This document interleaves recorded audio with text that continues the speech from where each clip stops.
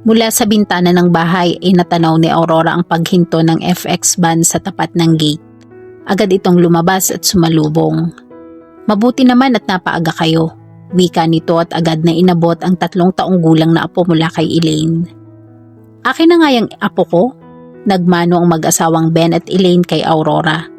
Si Laurel ay hinagkan sa pisngi ang ina. "Hi ma."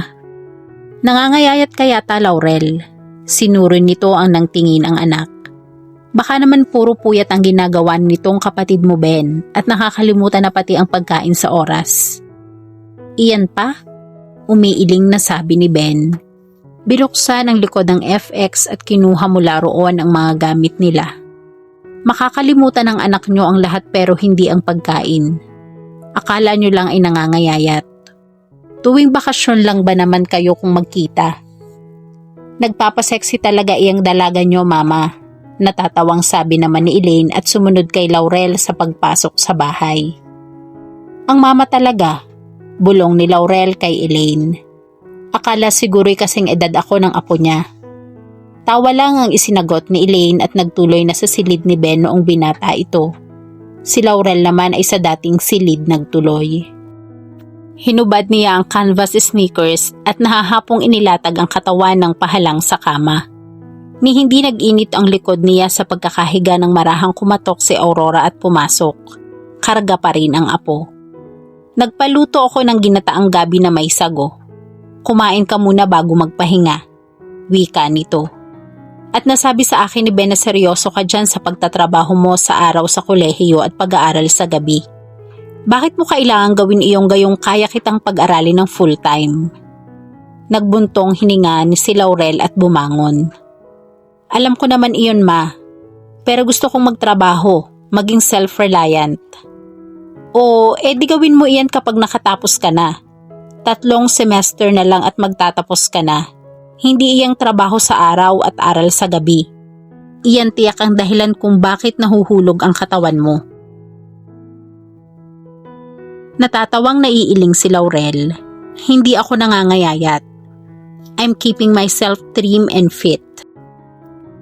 "Bakit ba naman kasi pinangangatawan mo ng salip pa mag-aral gayong may kolehiyo naman dito sa atin? O di kaya'y sa San Ignacio? Abay kilalang eskwelahan din naman ang St. Ignatius busa ni Aurora. "Ma, babalik ba na naman tayo dyan?" ani ni Laurel. Tumayo at lumakad patungo sa bintana at hinila pataas ang Venetian blinds.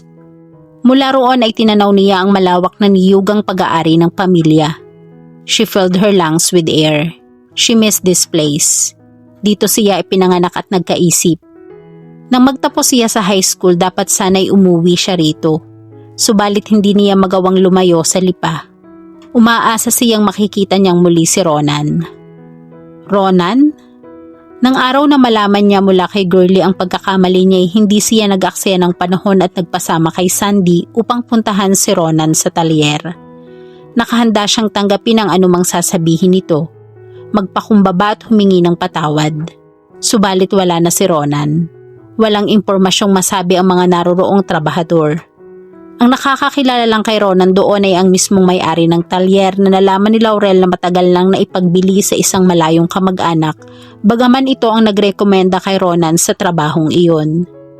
Sinubukan niyang magtungo sa VF home sa Parañaque, subalit walang tao ang bahay at saradong-sarado. Then she remembered that Lola Fe was on Caribbean cruise with Arthur. At nalaman niya mula sa kapitbahay na ang mag-asawang Jerry at Sally ay nasa ibang bansa. From the bottom of her broken heart ay naroon pa rin ang pag-aasam na babalik si Ronan. If he loved her, he would come back. He said he loved her, at hindi basta nalilimutan ang pag-ibig. Siya hindi inamin dito ang totoong damdamin, subalit nananatiling naroon ang pag-ibig sa puso niya. Then she realized Ronan didn't make any effort to talk to her again right after their confrontation. Perhaps he didn't love her at all. Madali naman para sa mga lalaki ang sabihin ang ganoong kapahayagan. She was almost 21 now.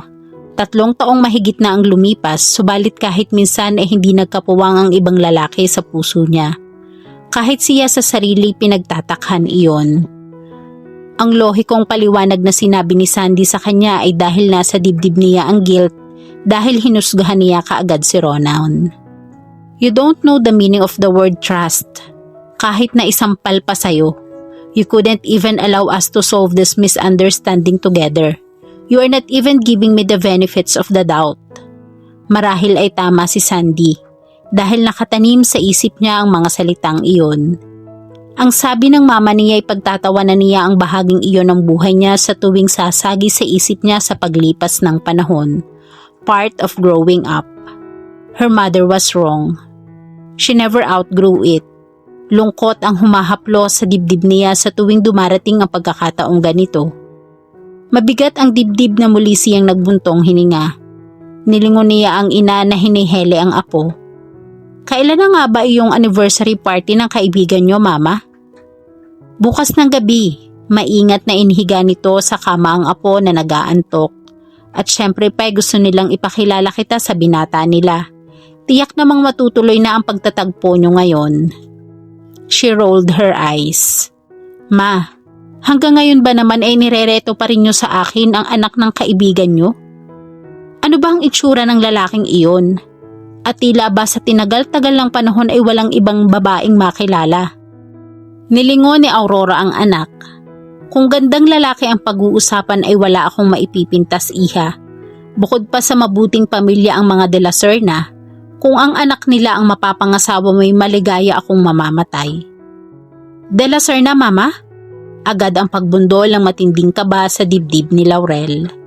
De La Serna ang pangalan ng kaibigan niyo? Nagsalubong ang mga kilay ni Aurora. Rigo and Lacey De La Serna. 2 taong naging magkaklase kami ni Rigo noong araw bago ito umuwi ng San Ignacio. Katunayan ay si Rigo ang nagpakilala sa akin sa papa mo. Nagkabiroan kapag nagkaanak ay pagkakasundo namin sa isa't isa. It was never that serious though. Lalo na at hindi naman interesado ang kuya mo sa isa sa mga anak na babae ni Rigo at Lacey. At hanggang sa ipanganak ang bunsong lalaki, hindi pa rin ako nagbubuntis sa iyo, Laurel. Ano ang pangalan ng bunsong anak ng De La Serna, Mama? Tanong niya kahit na alam niya ang isasagot ng ina. Her hand grasped the window sill. Umaamot ng lakas mula roon. All along Ronan was within her reach. Ronan, sagot ni Aurora. Kilala siya ni Kuya? Sandaling nag-isip si Aurora. I don't think so. Mas nagkaroon ng pagkakataong makilala ni Ben ang bunsong anak na babae ni Rigo. Si Charlize. She's married now. At gusto mo akong ipakilala sa kay Ronan? I have long wanted you to meet him, Laurel.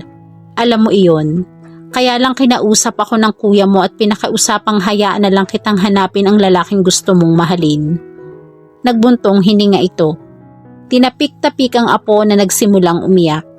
At napahinuhod naman ako ng kapatid mo dahil labanggit sa akin na mag-asawang bumalik ng Amerika si Ronan. Halos 3 taong naglagi roon. Subalit naritong lahat ang mga anak ng mga De La Serna dahil nga sa anibersaryo nila. Seryosong tinitigan nito ang anak. Do you have someone special right now, Laurel? Hindi malaman ni Laurel kung iiyak o tatawa. That someone special ma had always been here in my heart. Napaungol si Aurora, then sighed in resignation. All right, hindi ako manghihimasok.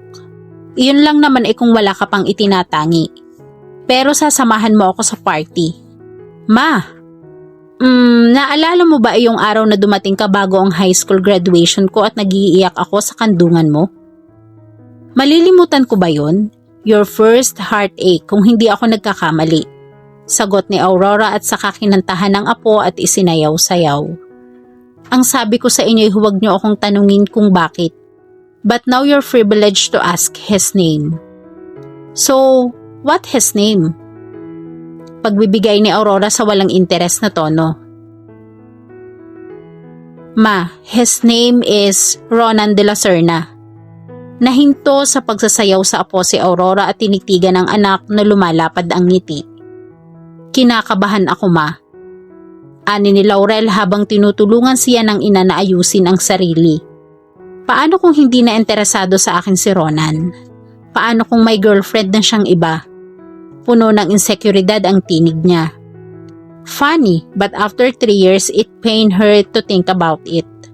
Kahapon ay kay saya niya habang kausap ang ina at sabihin ditong magkakakilala sila ni Ronan.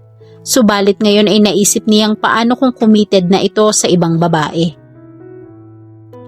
Hindi ko kayang garantiyahan ang bagay na iyan, Laurel. Wika ni Aurora. We could only hope. Bagaman nagtataka ako kung paanong hindi mo nakalimutan ang maikling episode na iyon ng high school life mo. Maraming beses na niyang itinanong iyon sa sarili. Ano ang malay niyo, ma? Baka naman nasa isip at puso ko lang iyon dahil alam kong kasalanan ko kung bakit nagkahiwalay kami. Baka naman kapag nagkita kami muling matanto kung matagal na pala siyang wala rito sa puso ko.